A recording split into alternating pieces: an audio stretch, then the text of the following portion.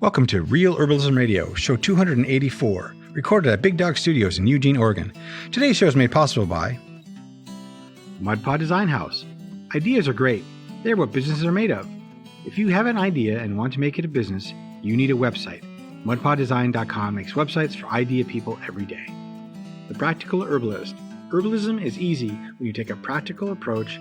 At The Practical Herbalist, we've got loads of researched, tried and true tips and techniques to make herbs part of your daily life. Learn more at thepracticalherbalist.com. Plants love to show us their secrets, most especially when those secrets involve us humans. They cherish their history with us, and they love to inspire us to uncover the good, the bad, and the healing in those stories. Today, we're talking with Deatra Cohen and Adam Siegel, authors of Ashkenazi Herbalism, Rediscovering the Herbal Traditions of Eastern European Jews, about finding the way to uncovering the healing history of the plants. Now, here are your hosts. I'm Candace Hunter. I'm Patrick Hunter. And welcome to Real Herbalism Radio. Hi, Deatra. Hi, Adam. Welcome. Hello. Thank you. We're so happy to be here talking to you. I was so thankful when I got the request to do an interview with you guys, because I thought the book that you've written was going to be, and I was very excited because it actually turned out to be even better than I expected, but I thought it was going to be a really interesting dive into an aspect of herbalism that we overlook pretty much like all the time. I mean, we always talk about Western European herbs, or we talk about Ayurveda or, traditional Chinese. There's this big swath of area where herbs were so powerful and so relied on and so cherished, and we almost never even touch on them. So I want to thank you guys for writing Ashkenazi Herbalism right off the bat. It was a labor of love. We really, really enjoyed working on it, and we loved working on it together. Was it something that you've been dreaming of since you were a small child? Were you always like, I'm going to grow up and I'm going to write this incredible herb book? No, it was a total surprise. It just kind of developed really naturally, and I almost didn't do it, but then it just seemed like it needed to be out there for other people. So that's kind of what happened. It didn't come easily to me in a lot of ways. I really had to push myself to do it because I've never done anything like that before. And so it was, like I said, it was a labor of love, but it was definitely, there was labor involved. Were you an herbalist first, or were you a researcher, shall we say, first? Well, I guess technically I was a researcher because I'd professionally been a librarian for most of my adult life. But if you weren't going to be technical about it, I've always really been very comforted by plants in the natural world. And I've always, since I can remember from my earliest childhood, have a lot of really strong plant memories.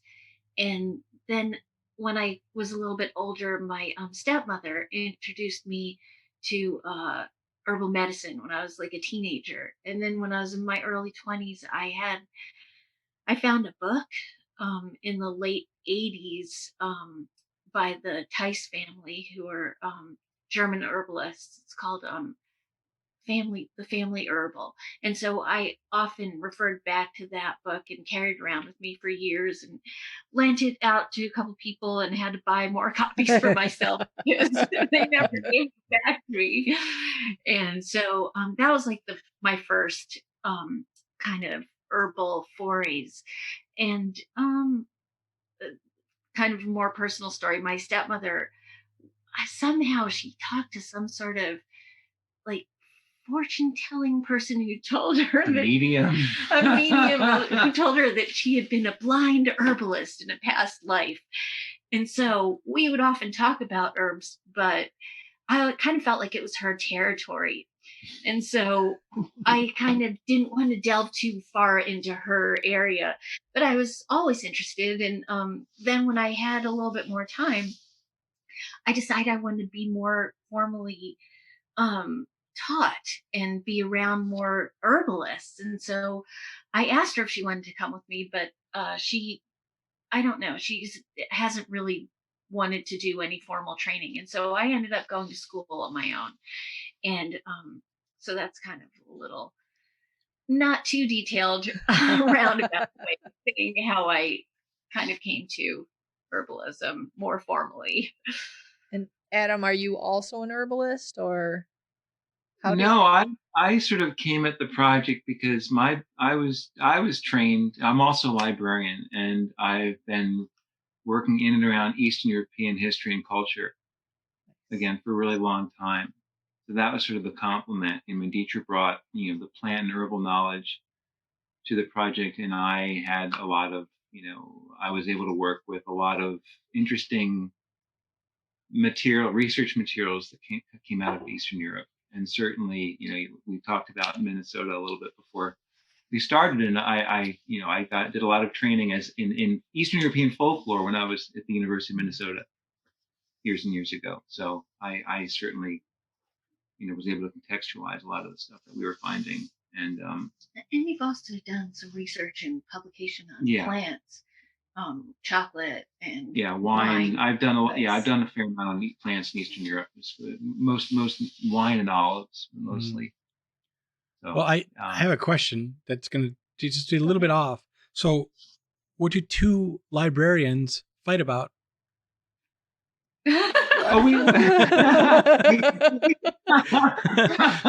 We fight about books. This doesn't belong here. With regard to the plants, I'm just curious. Order. MAC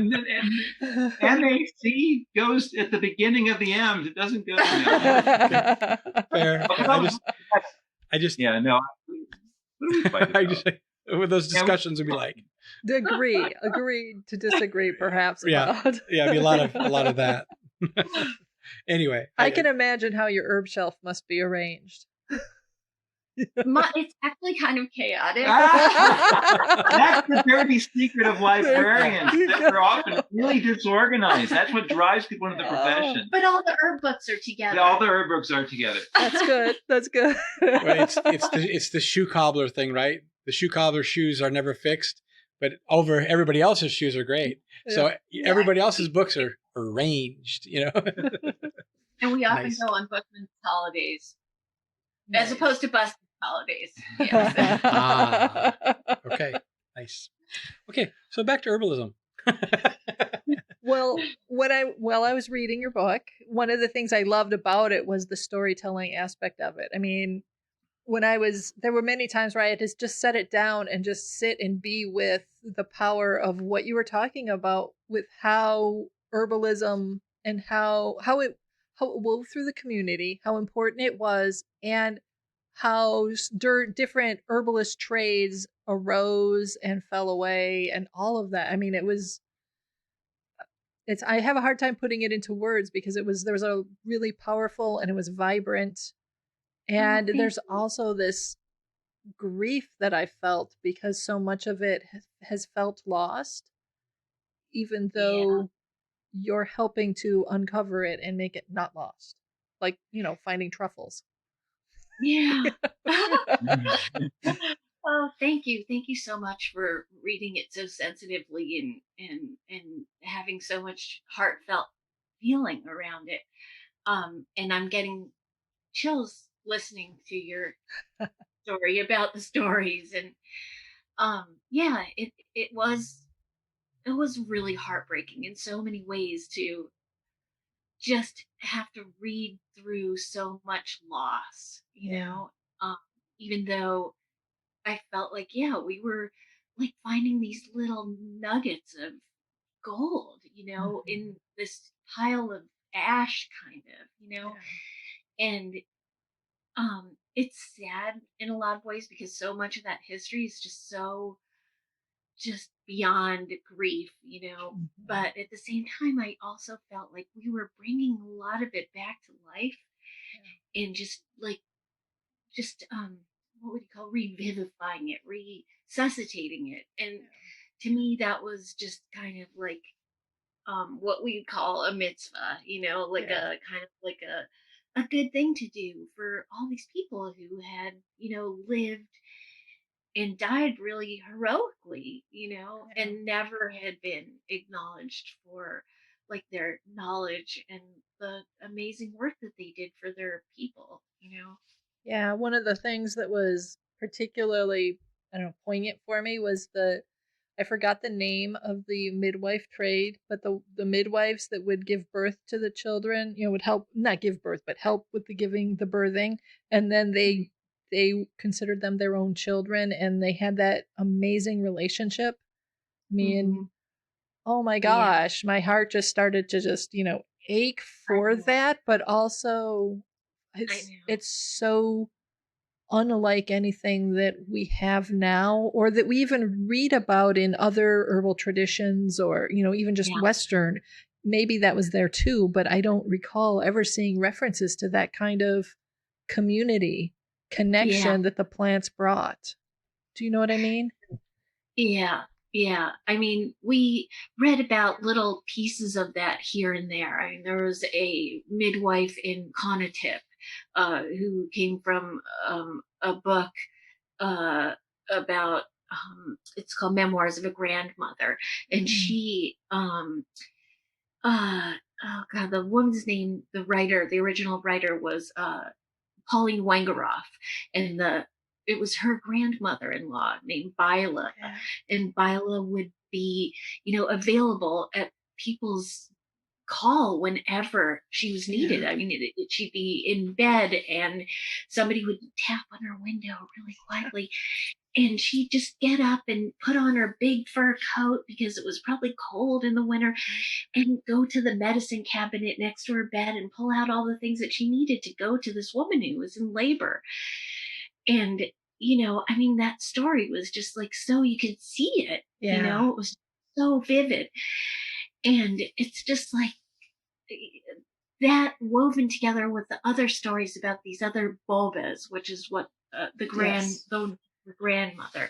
And these are the old-fashioned, unprofessionally trained midwives who were folk healers. And these babas in all the towns had these women.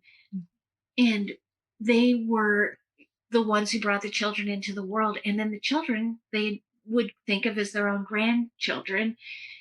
And then when the women died, they would light candles and have this procession of hundreds, I don't know, thousands of people who would honor this woman who had brought them into the world. And that's another just really vivid visual scene that was just, repeated over and over again. And in fact, Ansky, the ethnographer who had gone to many of those villages in the early 1900s to talk to these vanishing healers and other people who practice these folk traditions, even has a picture of one of these babas and some of the children around her. And in the questionnaire that he put together, there's a section specifically on these older women healers, and it talks about these candle light commemorative just events that happened after they died. Yeah, it's you really hit up. I mean, that was one of the things that sort of came through, which was just amazing, was the extent to which health and healing were communal affairs. I mean, really, just everybody. It was everybody's business, right? Yeah. But I also want to say that many people also had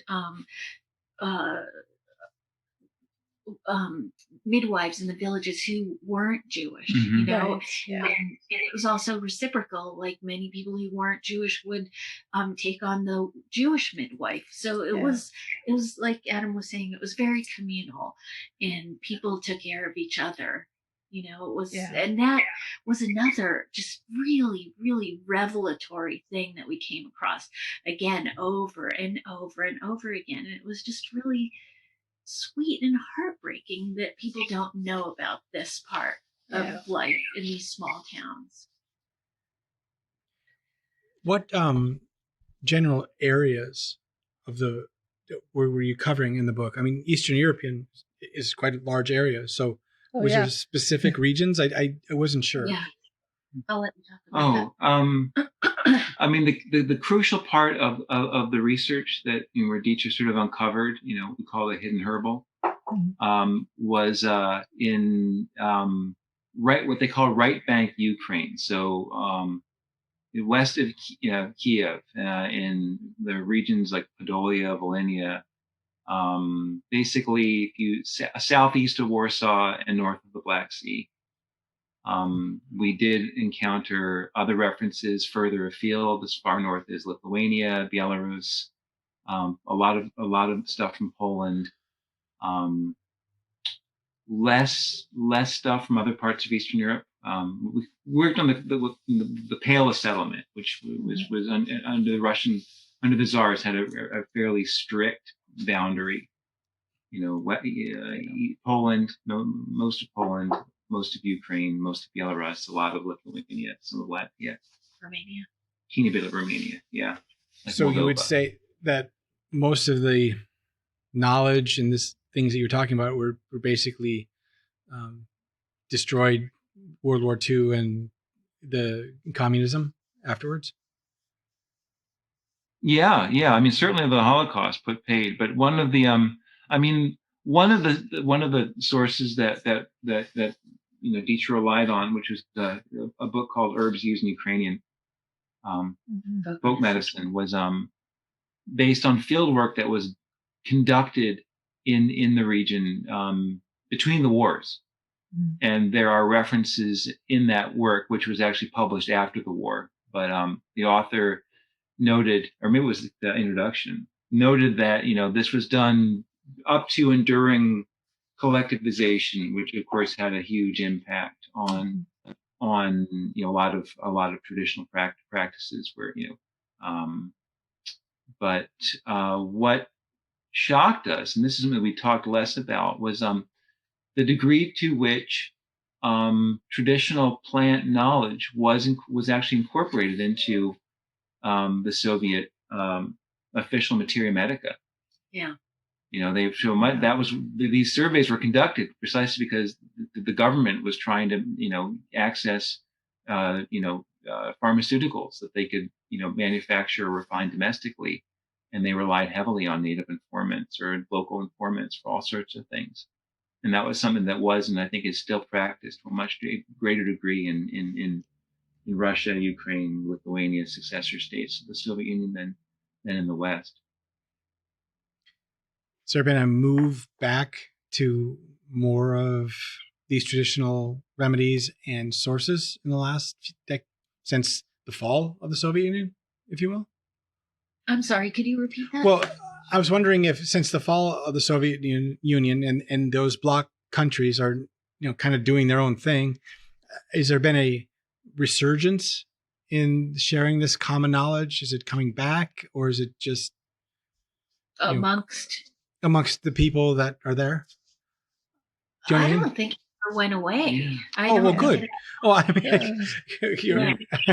mean, my family, most of my ancestors moved here from Poland, I believe in the 1900 to 1920, before the First World War. The last one to come here was my grandmother, who had been born here, and then her mother died. I don't know for sure of what, but she died of something, and her father sent her back to be raised by some family friends, about 20 miles-ish from Krakow, a little north of that. Mm-hmm. And then just as the Nazis had begun to invade their area, so she was 19 years old at that time. So she was, it was her young formative years and all of that, from like age 3 to 19 was when she was living there. And then she was still had her papers for being an American. And they said, now you're 19, you need to get out because this is going to be very bad for you. So she left. And the legacy of her experience is she was the one of all the relatives that had the most things, if you will, that she still carried from the old world. And I vaguely remember her referencing the evil eye once or twice, but I remember my mother especially talking about growing up here in America with all the other school kids. It was so embarrassing that mom would talk about the evil eye every now and then and things like that. Whoa. So You just can't roll that out and not define it. Evil eye. That was part of what so we'll get to that, but that was part of what I found fascinating about the approach that the Ashkenazi herbalists and the herbalists and the healers of Eastern Europe took, was that the spiritual and the plants and the physical are all kind of one. Are you looking for a store that specializes in herbal products for health, beauty, your home, and even magic? TheRealHerbMarket.com is that store. You can choose from multiple sellers to select the best herbal products from real herbalists that care about you and your needs, all under one roof with one checkout. No need to hunt and peck for herbal products on the other marketplaces. You'll find only herbs, herbals, and herb-inspired products at The Real Herb Market.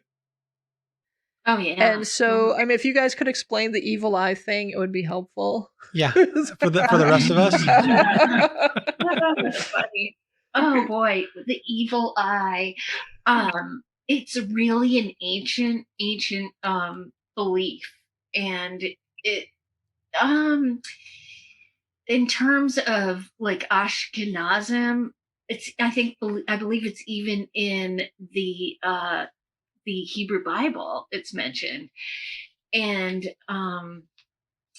it's the belief that you don't want to say anything too good about somebody that you love or a situation that you're just happy about, because you don't want to bring jealousy, because that will cause it's basically negative energy, and it could ruin, whatever it is that you want to protect. And so I read somewhere too that the practitioners also tried to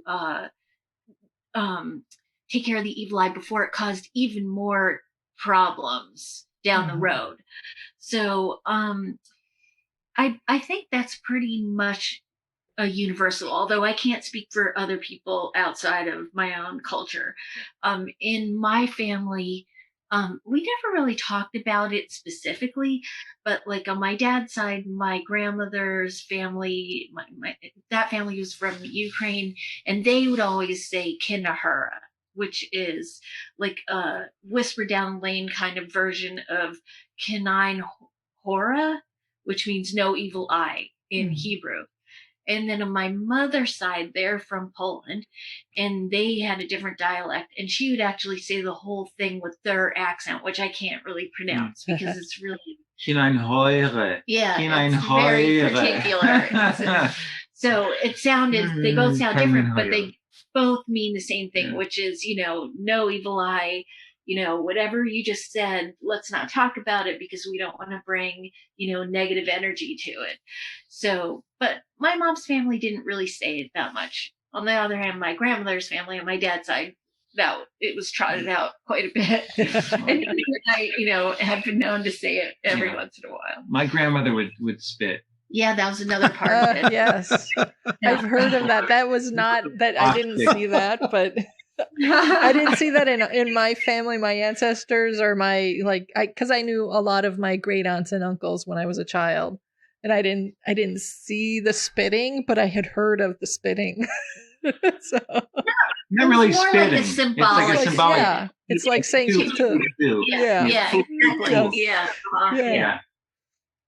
Yeah, us Swedes and Norwegians don't do that. No. Don't worry about that.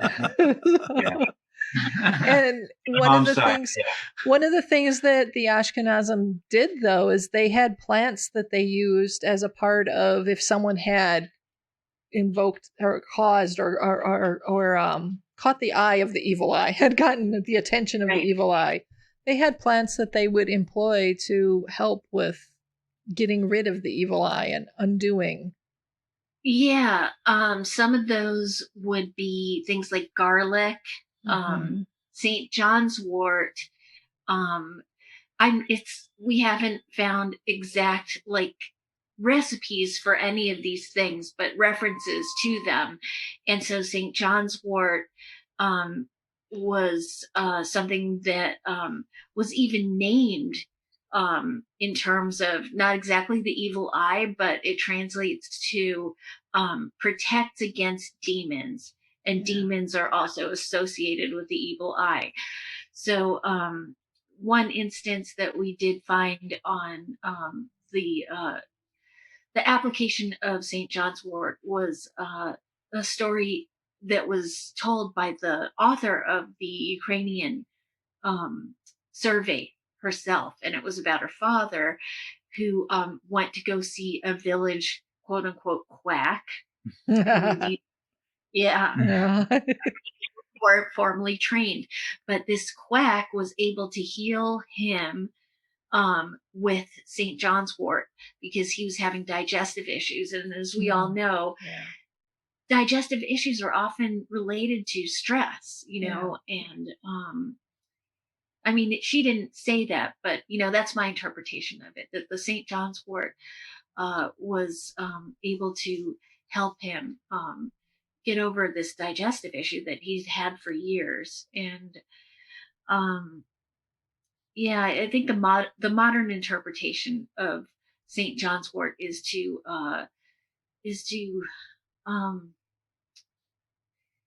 help people with anxiety and depression. Yeah. And so it's interesting to me that this was the plant that this quack had given to her father that helped him get over his digestive issues, because it was almost as if they were looking into the future, or at least they knew about this kind of relaxation quality of St. John's wort to remove, probably what they were considering demons or, this negative evil eye energy.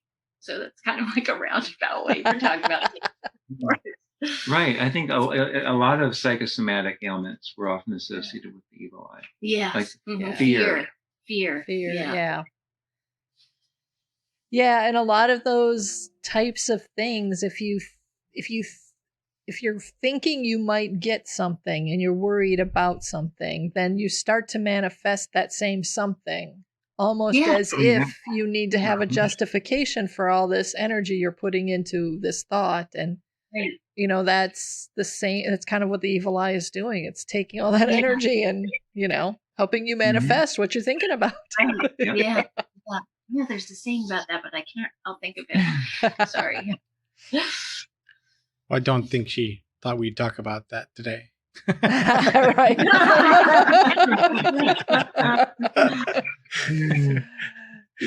Well, one of the things that I don't see, I sort of see in a lot of the big herbal practices, the big three that are, and then modern herbalism, we talk about the physicality of the plants a lot.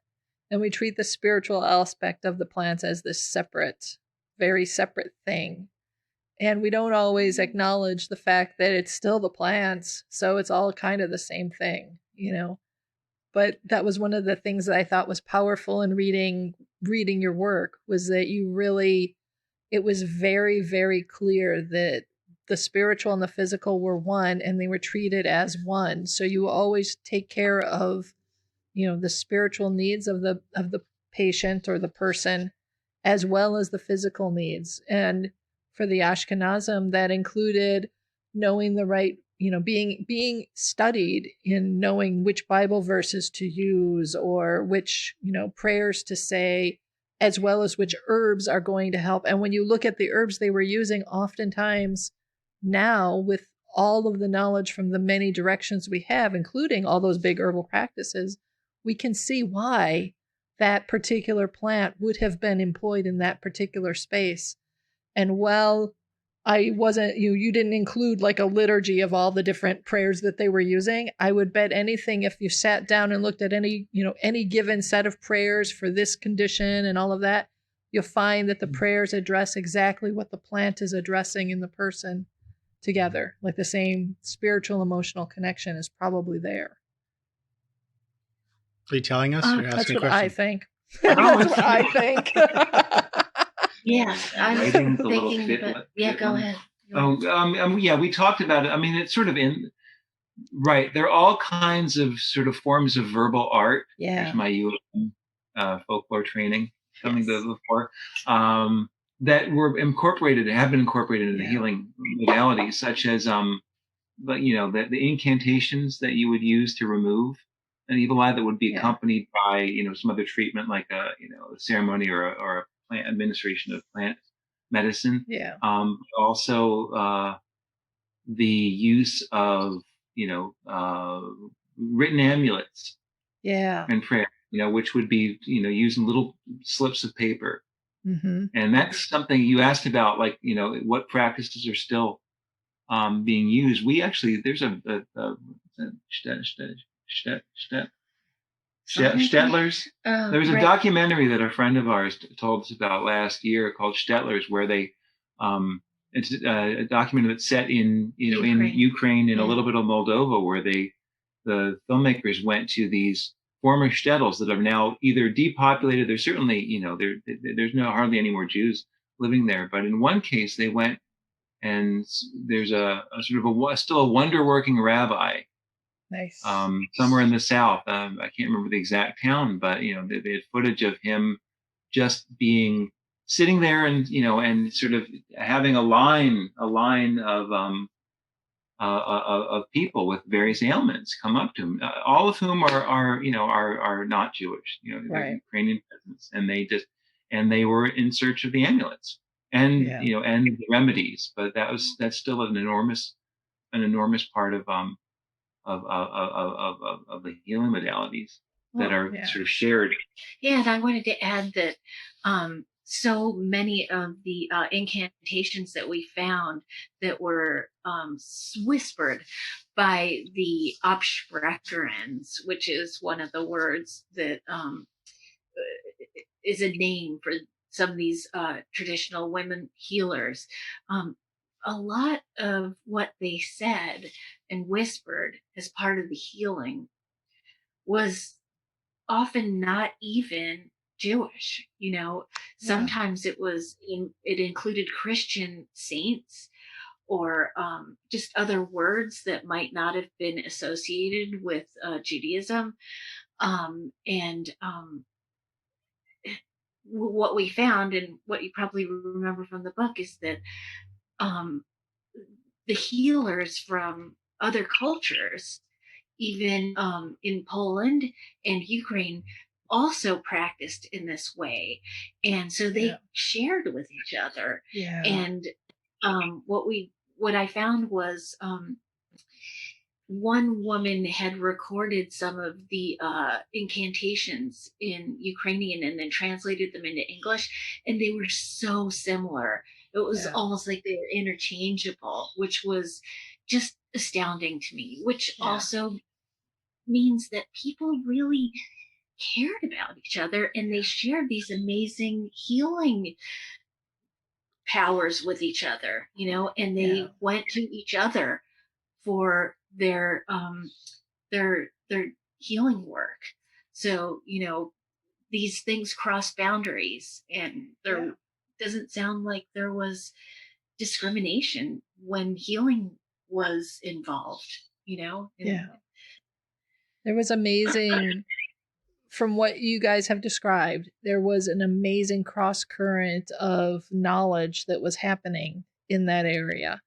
And it was coming from the communities and the religions and practices there, but it was also coming from the further east, and it was coming from further west, and it was moving in this way that allowed that area was designed, if that's even the right word, but that area was created in a way that the people could absorb and work with all these currents of healing and then synergize them into practices that they all shared. Yeah. So it sounds like it was an amazing time, Exactly. in that. And there are so many different cultures living there together, close to each other. Yeah. And of course it was on these roads, these trade routes, different silk routes. And so people were constantly coming into contact with each other, trading stories, trading products, trading information, trading herbs, and like healing stories, and so there was so much of this just kind of cross-cultural, I just think about it like colors just kind of melding into each other, and just making this incredible just melange or just rainbow or mosaic of just different, just sharing and, healing together. And so we often hear just the really negative parts of that time and that place. But I think, so many of the stories of just the, I don't know, the beautifulness of the people being together is just overlooked and missed by so much of what's been written down in history, and that's just, I don't know. We hope to, maybe alleviate some of that and bring some of the light back into our stories that we share together, Yeah. No, it's one of the, because of Eastern Europe, just this geographical setting, it absorbs influences from every direction. It's probably in the 19th century, it wasn't uncommon to have, an herbal practitioner who could rely on, remedies from Dioscorides, right, but also rely on like Siberian ginseng or galangal. Right. They had access to both. And that was something that we were just, we hope to like be able to sort of continue to sort of tease out, as they say. That was like, there's like hints of something really amazing. That we're hoping that we can. Yeah, we're working on another book. Oh yay! I'm going to be looking forward to that. I do have to ask. You guys had, I think it was 26 herbs that you covered. Of them, what would you say was the one that maybe most surprised you the most or delighted you the most that you weren't expecting as you had an idea of what it was, but then as you started doing the research, you were like, Yeah, I know I've answered this question before because it was really surprising to me was to know that people in the Pale weren't just living in these mud floor huts, right. Just walking around barefoot in the snow. They had access to so many herbs that you would be like amazed, like ginger and, like I was saying, galangal and cinnamon and just things that you just would not expect. And one of the ones that we included in the book is nutmeg. Yes. And so I'm like, what? And so I had to figure out, well, how did nutmeg get there? And so in the book, I kind of go through this whole history of where nutmeg comes from and the first instances of it in Western Europe and how did it get there, and what is it even known for, where it originates from. And so that nutmeg was one of the ones that was just like, how, it was just kind of mind-blowing, and it was just mentioned so casually in this recipe that was for a woman who had just given birth and needed to relax a little bit. Nice. That would not be an herb that I would have thought of for that. Just Eastern Europe. I was thinking parsley, maybe. You've got your onions. You got your garlic, maybe. Dill and caraway. Dill, caraway. Not nutmeg. However, your grandmother's stroganoff recipe, that was heavily.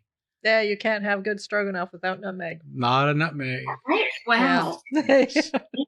So It has a weird deepening effect, Yes. kind of like brings out other flavors in unexpected ways. Yeah. Yeah, it really does. Yeah. So who do you hope reads your book? What's your like target audience? Who do you want to see it? Well, okay, I started working on the research because when I was in school, the program that I was in focused on Western herbal medicine. And so I tell a story about the first day of classes where, we were asked to go around the room and talk about herbs that, your grandmother or your mother might have brought into the picture if you had a fever or if you were nauseous or whatever. And just about everyone in my class, had an herb that, they could recall. And when it came my turn, I could think of, well, my mom, would put tea in with honey and lemon. And, she had this way of crushing up an aspirin and putting it in honey to make it easier for us to take. But I couldn't really think of anything. And that was just really kind of like, a grain of sand, in an oyster. And it just bugged me because the whole program that I went through, we were always asked to kind of refer back to your ancestral practices. And so at the very beginning, I felt like what I was calling an herbal interloper. Yeah. Because I couldn't find anything, and so I was having to go to, a lot of Western herbal and even some Eastern herbal sources. And then I found a book on Polish herbs, and I found a book on Ukrainian herbs and Russian herbs. And I figured, well, my ancestors would have been around these people, so maybe, some of it trickled in. Well, after doing all the research and having all these revelations and these breakthroughs and these mind-blowing discoveries, I came to realize that, that it's not really important to feel like an herbal interloper, because the plants are their own beings. This is what I came to after all is said and done. The plants are their own beings, and you can't really colonize a plant, Right. by planting it, because they're so generous, they'll work with anybody, who will connect with them. They don't discriminate, from one group to another. So that was a huge revelation to me. But having said all that, I do think it's important for other people of, a similar background to me to know this. And I think that you can only come to this from going through what I went through, which is to find that we too have, our own traditions and plants that we look to. And yet, it's not really about that. So I hope that people who are, of Ashkenazi descent and who are wondering about this read the book, because it's kind of like a rite of passage, kind of to just be aware that yes, you also have a legacy, you also have traditions, but after all said and done, we all are people, and we've all looked to the plants for our healing. That's really beautiful. Oh, thank you. It was definitely, it was kind of like walking through fire in some ways, coming out the other end. But I really feel like it was so important to learn that, and I don't know if I could have learned it any other way. So the story that you have told with your book, with Ashkenazi Herbalism, is powerful, and it is layered in emotions and beauty, and it's eloquent. So thank you. I mean, really, thank you. Thank you. Thank you for being so understanding and open, and just, I don't know, I'm sending love your way because I just really feel so much appreciation and love to you guys for, for doing what you do. And, thanks. Yeah. So how can people get a hold of your book and you? Yes. Oh boy. Well, I did put together a website, which is just Ashkenazi Herbalism, all one string.net. I also post on Instagram occasionally under that name. And we also have a Facebook page that I also occasionally post to. And they're all, kind of different because my shelves, are kind of not very systematic about, posting stuff. But it makes it more exciting that way, right? Check them all out. They're Yeah, all so different. And the book itself? And the book itself, well, we hope that everyone will go to like independent bookstores and look there and maybe ask them to order it for you. Of course, there are all the usual suspects that you can go to too. Okay. And libraries are also carrying it. So if you can't afford it or don't want to buy it outright, you can also do an interlibrary loan for it, or tell your local library to buy it. Or I was going to say, go tell your local library to get it, because Yeah, exactly. Yeah. Are you selling it directly from your site or not? No, we haven't done that. I suppose we could, but if somebody wants to email us, through the site, we can do that too. And then you can sign it too. Yes, and we will sign. We'll be happy to sign. Great. So at the end of every one of our shows, we always have a saying, and the saying is put an herb on it. Yes. Oh, yeah. So what we do is we ask our guests, when prompted, to repeat with us. Put an herb on it. So I'm going to, right. So here we go. 1, 2, 3. Put an herb on it. There you go. All right. You guys have a great day. Oh, Thank yes, you too. Patrick and You too. Candace. Thank you so much. I can't thank you enough. And I'm going to be listening to your podcast all the time now. Yay. Yay. The statements made about herbs and products on this podcast have not been evaluated by the United States Food and Drug Administration, FDA, and are not intended to diagnose, treat, cure, or prevent disease. All information provided on this podcast or any affiliated websites is for informational purposes only and is not intended as a substitute for advice from your physician or other healthcare professional. You should not use the information on this podcast and its affiliated websites for a diagnosis or treatment of any health problem. Always consult with a healthcare professional before starting any new vitamins, supplements, diet, or exercise program before taking any medication, or if you have or suspect you might have a health problem. Any testimonials, questions, or case studies are based on individual results and do not constitute a guarantee that you will achieve the same results.